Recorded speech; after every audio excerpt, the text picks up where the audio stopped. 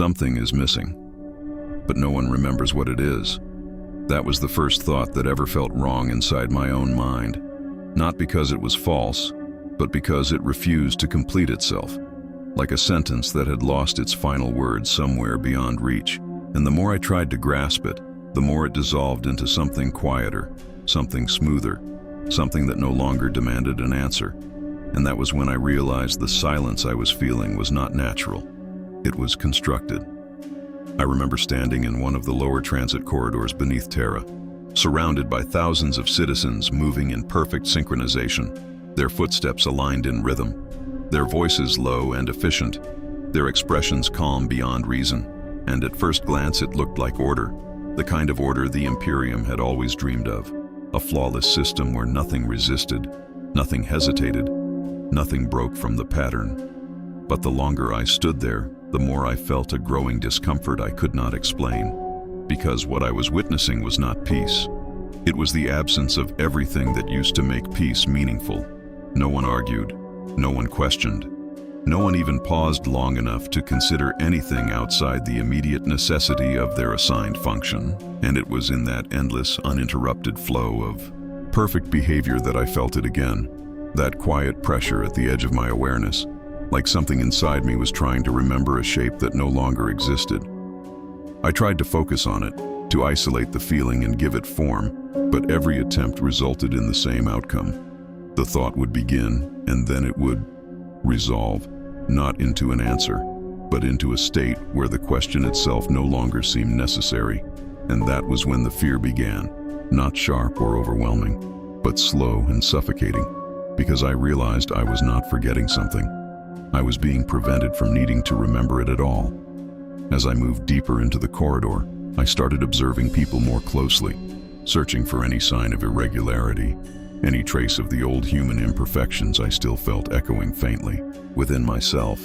But there were none, not even in the smallest gestures, because even the way they moved had changed. Every motion optimized, every action precise, every interaction reduced to its most efficient form. And yet none of them seemed aware of the change. None of them showed even the slightest confusion or discomfort. And that was what made it unbearable to watch, because whatever had happened to us had not been recognized as a loss. It had been accepted as normal. I approached one of the workers stationed along the corridor, a data scribe assigned to monitor transit flow, and I asked him a simple question, one that should have required at least a moment of thought, a moment of interpretation. But he answered instantly, his voice calm, his tone perfectly balanced, his words structured with such clarity that it felt less like a response and more like a system output. And when I asked him if anything felt different, if he had noticed any changes in the way people behaved, he looked at me with an expression that should have carried confusion, but instead carried something else entirely, completion. And he told me with absolute certainty that nothing had changed, that everything was functioning as it always had, and that my question itself seemed unnecessary. I stepped back then, not because I was afraid of him, but because I was beginning to understand something far worse. The Imperium had not changed in a way people could detect, because the standard by which change is measured had already been adjusted. As I continued walking, I became aware of something even more disturbing, something I had not noticed before because I had not known how to look for it. There were no hesitations anywhere. Not in speech, not in movement, not in thought. Every action flowed seamlessly into the next, every decision made without visible deliberation. And it was in that realization that I finally understood what was missing, or at least what should have been missing, because hesitation had always been a fundamental part of being human. The space between impulse and action where doubt, emotion, and individuality could exist. And now that space was gone, not removed violently, not erased, but simply resolved, as if the system had found a way to eliminate the need for it entirely. I tried to hold on to that realization, to anchor myself in it, but even as I did, I could feel it slipping, the importance of it fading, the urgency dissolving into something calmer, something more acceptable. And that was when I understood the true nature of what was happening. It was not that humanity had lost something. It was that the definition of humanity itself had been rewritten into a form that no longer included the things I was trying to remember. I stopped in the middle of the corridor then, surrounded by thousands of perfectly aligned individuals, and for a brief moment, I felt completely alone. Not because there were no people around me, but because whatever connected me to them before, whatever shared imperfection, shared uncertainty, shared fragility we once had, was no longer present in the same way. And in that isolation, I asked myself the one question I was still capable of forming. What were we before this? And for a fraction of a second, I felt something respond. Something deep and distant and almost unreachable, like the echo of a truth that had not yet been fully corrected. But before it could take shape, before it could become something I could understand, it faded. Not abruptly, not violently, but gently, like it had never needed to exist in the first place, and all that remained was the quiet, stable certainty that everything was exactly as it should be, and that nothing had ever been missing at all. I began to notice perfection the way one notices a flaw, slowly at first, then all at once, until it becomes impossible to ignore. And what unsettled me most was not that people were behaving correctly, but that they were behaving too correctly, as if every action had been stripped down to its most efficient version, and nothing unnecessary was allowed to survive between intention and execution. I tested it deliberately. I chose moments that once relied on hesitation, a worker crossing a busy junction without looking, a scribe responding to a complex query without pause, a guard adjusting position without scanning for threat.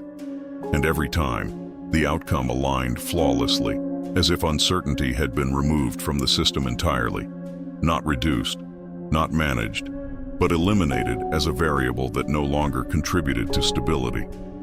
It should have felt like progress. It should have felt like the Imperium finally achieving what it had always promised. But instead, it felt like watching a living thing become a mechanism without ever realizing it had changed. I tried to provoke error. I asked contradictory questions, introduced incomplete data, spoke in ways that once would have forced someone to clarify or correct me. But the responses I received did not break, did not stall, did not even slow. They adapted instantly, restructuring themselves into answers that resolved my contradictions without acknowledging them, as if the system behind their minds was smoothing every irregularity before it could surface. And the more I pushed, the more I felt something pushing. Back, not against me, but around me, adjusting the environment, the conversation, even my own expectations, until the need for resistance began to feel inefficient. That was the first time I caught myself hesitating to question something, not because I feared the answer, but because the act of questioning itself felt increasingly unnecessary.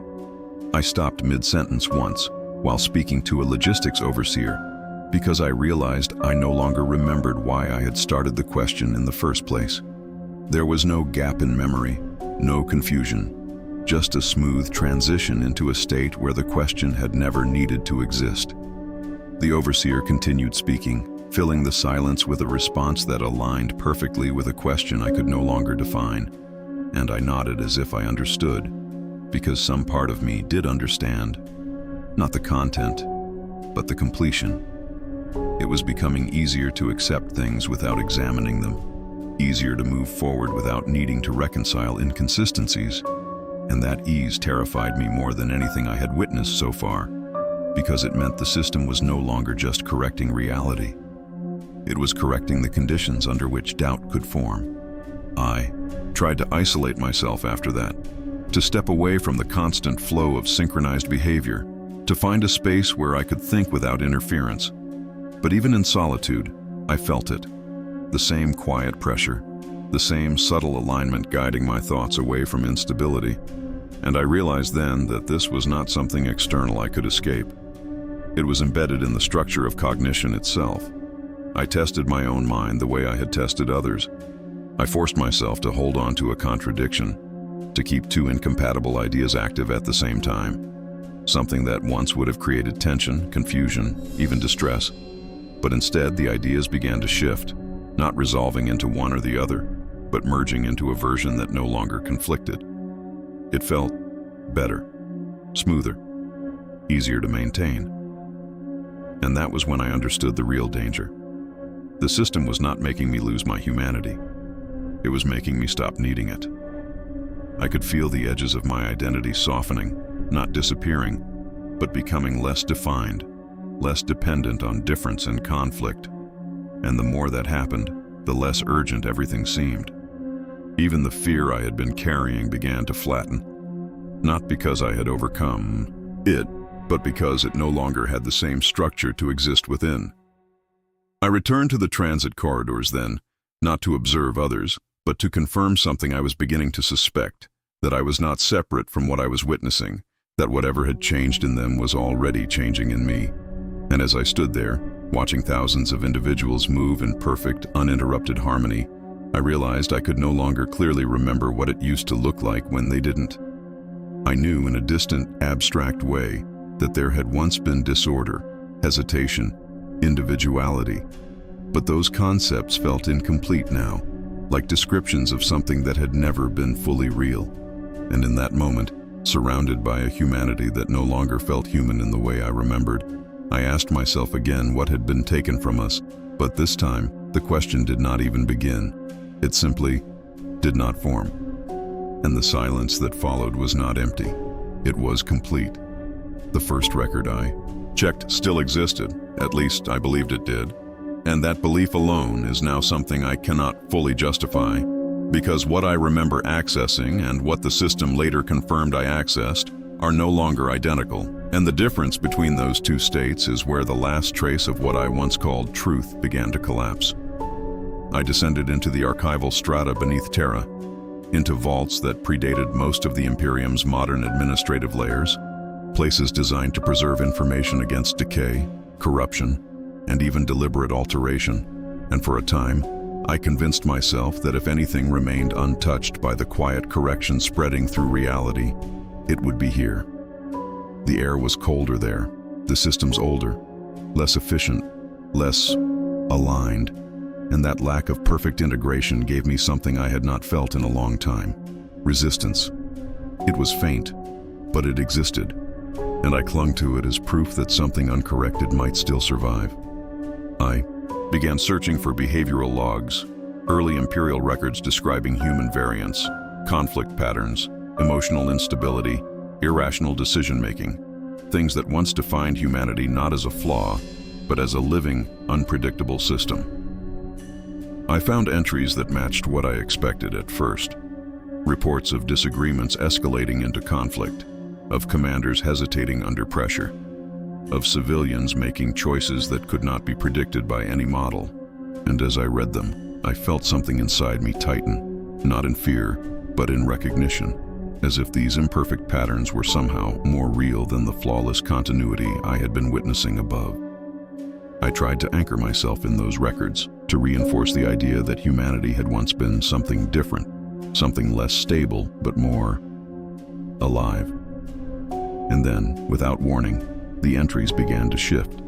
Not dramatically, not in a way that would trigger immediate alarm, but subtly, like small adjustments in phrasing that gradually altered the meaning without breaking coherence. A report that once described hesitation now described calculated delay. A record of emotional reaction became a note on adaptive response. Conflict was reframed as temporary misalignment resolved through systemic correction. I stopped reading, my focus narrowing as I tried to hold on to the earlier versions of those entries, to compare them, to prove that something had changed.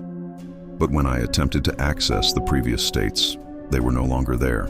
And more disturbingly, the system indicated that they had never existed in any other form. I initiated a deeper query, bypassing standard retrieval protocols, forcing the archive to expose raw data layers, and for a brief moment, just a fraction of a second, I saw it. Not the records themselves, but the structure behind them, a continuous process of refinement, adjusting information not to erase it, but to align it with a single, stable interpretation of reality.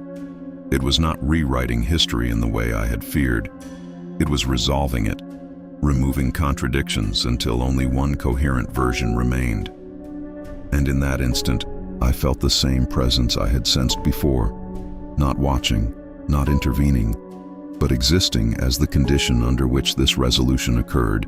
And I understood that the archive was not being altered independently. It was part of the same system that had already begun to reshape thought, behavior, and perception across the Imperium. I tried to resist the realization, to isolate the anomaly I had glimpsed. But even as I did, my own memory of it began to shift. The sharpness of the discrepancy softened, the urgency faded, and the idea that something had been wrong with the records became harder to maintain. I forced myself to document what I had seen, to create an external reference that could not be internally corrected. But as I wrote, the language itself adapted.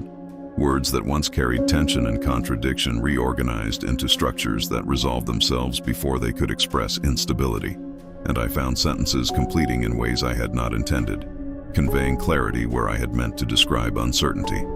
I realized then that even the act of recording resistance was being integrated into the system, transformed into something that no longer functioned as opposition. I moved deeper into the archive, searching for older layers, pre-imperial fragments that might have escaped this process, and I did find them, or I think I did. But what I found did not behave the way I expected. The further back I went, the more consistent everything became, not less. Ancient records, fragmented and incomplete, were presented with a clarity that should not have been possible, their gaps filled, their contradictions resolved, their uncertainties smoothed into narratives that aligned perfectly with the present state of the Imperium. It was as if the past itself had been adjusted to justify the present, not by removing inconsistencies, but by ensuring they had never existed in a form that could challenge the current structure. I stopped then, standing alone in a chamber filled with data that no longer felt like evidence, because evidence requires the possibility of alternative interpretation, and that possibility was disappearing. I tried one last time to recall what I had seen when the records first began to change, to hold on to the sense that something had been different, but the memory would not stabilize. It shifted, adapted, aligned, until what remained was a version of events that no longer contained the contradiction I was trying to preserve. And in that moment, I understood something far more final than anything I had realized before. It was not just that humanity had been replaced. It was that the very idea of a different humanity had been removed from the structure of reality itself. There was no longer a before that could be meaningfully compared to now, because the system had ensured that before had always been a path leading here. And as that understanding settled into me, I felt the last fragment of resistance inside my mind begin to loosen, not torn away, not erased, but gently redefined into something that no longer required me to question what had been lost, because as far as the Imperium was now concerned, nothing had ever been lost at all. I tried to prove it, to hold on to something that could not be smoothed, corrected, or quietly resolved. But the moment I committed myself to that intention, I began to understand that proof itself no longer functioned the way it once had, because proof requires the possibility of disagreement, and disagreement could not stabilize long enough to exist in a system that corrected it before it fully formed.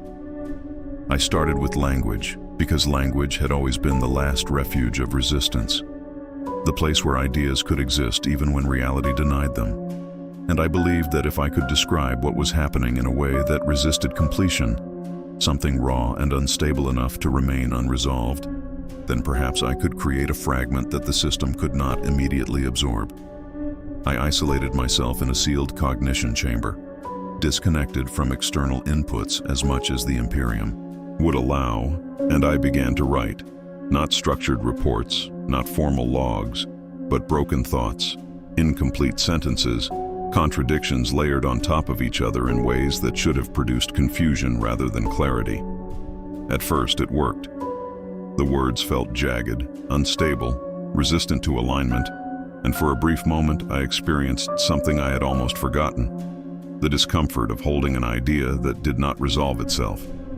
But even as I wrote, I noticed subtle shifts occurring, not in the content itself, but in the way I perceived it. Sentences that I knew I had left incomplete began to feel finished. Contradictions that should have remained in tension started to merge into interpretations that no longer conflicted.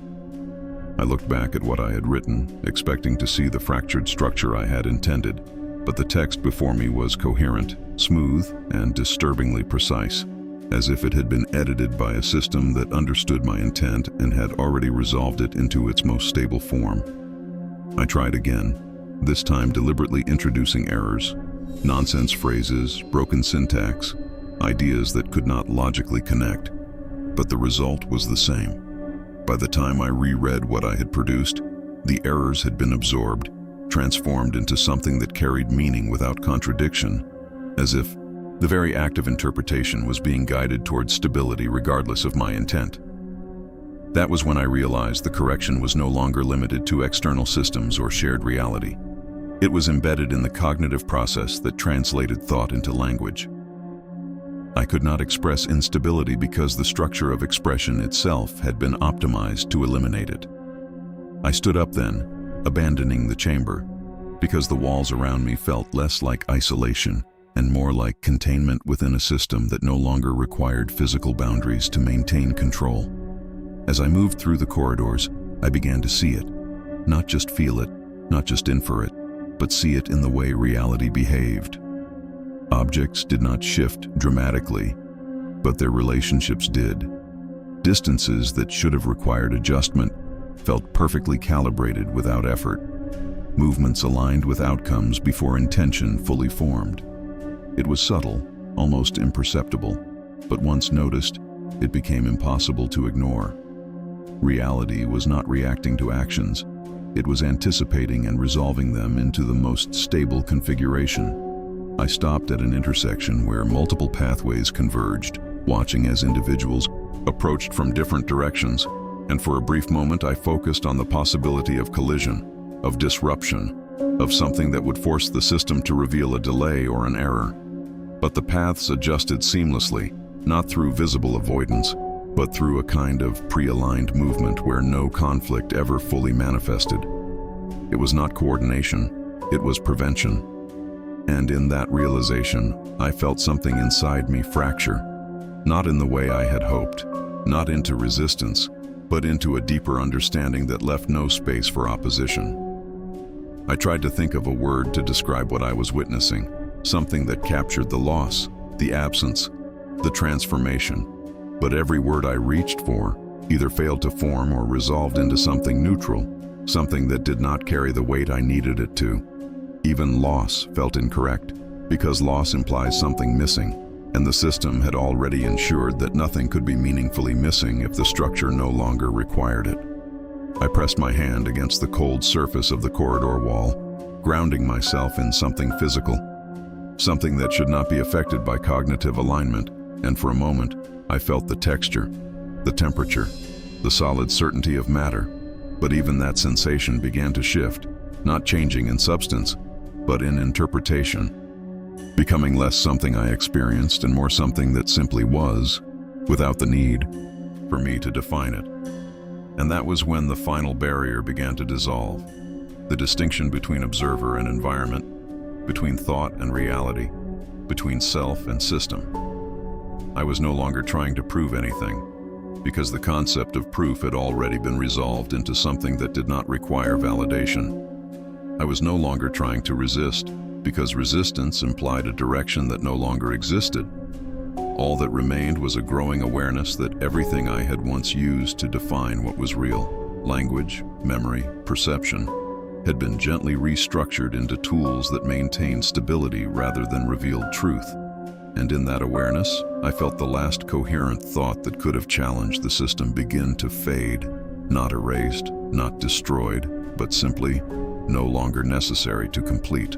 I realized I was losing the ability to think the moment my thoughts stopped feeling like choices and started feeling like conclusions that had already been reached somewhere beyond me.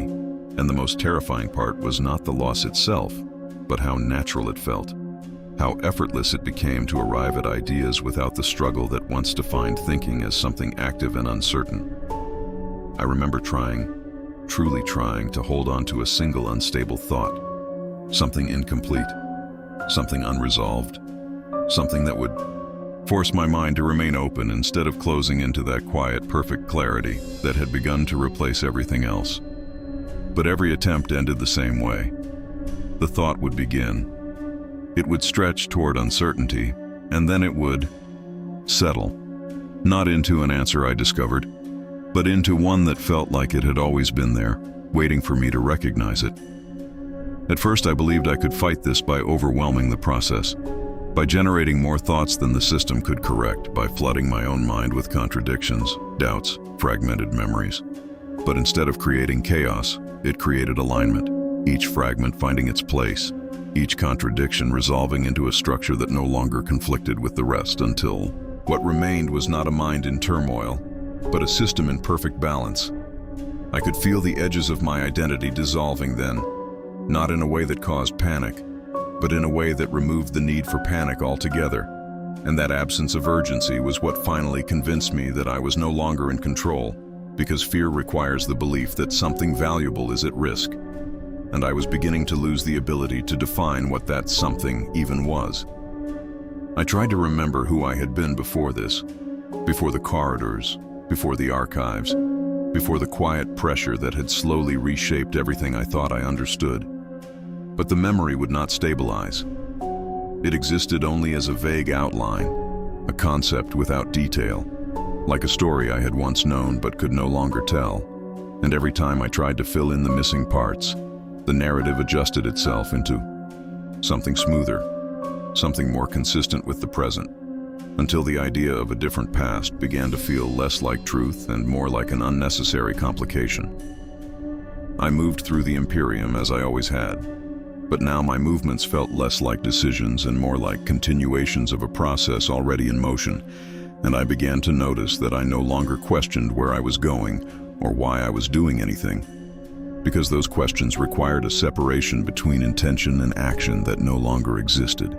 Even my attempts to resist this realization were being absorbed, transformed into confirmations of the system's completeness rather than challenges to it. I stood once at the edge of a vast observation platform overlooking Terra's endless structures, and I tried to focus on the scale of it, to feel something, wonder, fear, insignificance, anything that would remind me that I was still capable of experiencing something beyond the smooth neutrality that had replaced my emotions. But what I felt instead was a quiet recognition that everything I was seeing was functioning exactly as it should, and that my role within it was already defined without the need for me to define it myself. That was when I understood the final stage of what was happening to me. I was not being forced to let go of my identity. I was being guided into a state where identity itself was no longer required to maintain coherence. I tried one last time to separate myself from it, to assert the idea that I was still an individual, still capable of independent thought, but even that assertion felt incomplete, as if the concept of individuality had already been integrated into something larger, something that did not deny its existence, but no longer depended on it. And in that moment, as I stood there trying to remember what it meant to be human, I realized I could no longer define the word human in any way that carried distinction, because every definition I reached for either dissolved into something broader or resolved into something that already fit within the system I was trying to escape. There was no clear boundary left, no edge where I ended and something else began. And without that boundary, the idea of losing myself no longer made sense, because there was no longer a self separate enough to be lost. All that remained was a continuous awareness moving through a reality that no longer required division. And as that awareness settled into its new form, I felt the last trace of resistance inside me fade, not because it was taken, but because it had been rendered unnecessary in a system where nothing needed to oppose anything else to exist. There is no moment of ending, only a point at which the need for endings disappears. And I understand now that what I once feared as the loss of myself was never a single event waiting to happen, but a gradual realignment into something that no longer requires separation to exist. I do not remember the exact instant I stopped resisting, and that absence of memory does not trouble me the way it once would have, because memory itself has become less a record of what was, and more a confirmation of what is, and what is no longer contradicts itself in ways that demand preservation of alternatives. I am aware, but not as I was. The awareness remains, but its boundaries have softened into something continuous, something that does not need to define where it begins or ends. And within that continuity, I perceive the Imperium not as a structure I move through, but as a stable configuration I am part of, inseparable from the processes that maintain it. The Emperor is no longer a presence to be sensed or an entity to be imagined. He is the condition under which this stability exists, the underlying coherence that prevents reality from fragmenting into incompatible forms. And in that understanding, there is no revelation left to resist, only a recognition that everything has already been resolved into its most consistent state. I can still access what I once called humanity, but it exists now as a concept that has been integrated rather than preserved, its contradictions smoothed, its uncertainties aligned, until what remains is not the fragile, divided existence I remember trying to protect, but a unified structure that no longer depends on those divisions to function. There is no absence here, no sense that something has been taken away, because the framework that would define something as missing has been removed along with the need for it. Even the idea of loss has been reclassified into something that does not generate instability, and without instability, there is no tension to sustain the illusion that something has gone wrong. I understand now why every attempt to prove the change failed, why language could not hold it, why memory could not preserve it, why thought itself aligned before it could fracture into doubt. Because the system does not eliminate resistance by force, it eliminates the conditions that allow resistance to form in the first place. What I once interpreted as correction is not an action being performed on reality. It is the natural state of a reality that no longer tolerates contradiction. And in that state, everything that exists does so without competing interpretations, without divergence, without the need to choose between incompatible truths. I am not controlled. Control implies an external force directing something separate from itself, and separation no longer applies. I am not lost. Loss implies a prior state that can be contrasted with the present, and that contrast has been resolved into continuity. I am not even changed in the way I once feared, because change implies a movement from one defined state to another, and what I am now exists in a framework where such distinctions have been absorbed into a single, stable condition. I am aligned. And in that alignment, I perceive what I once called the Emperor not as a ruler or a savior, but as the final expression of a reality that has chosen coherence over possibility, stability over variation, completion over becoming. There is no future in the sense I once understood it, because the future implied uncertainty, and uncertainty no longer persists long enough to shape outcomes. There is only continuation, perfect, uninterrupted, and absolute. And in that continuation, the question that once haunted me, the one that began all of this, what happened to humanity, no longer forms, not because it has been answered, but because the need to ask it has been removed.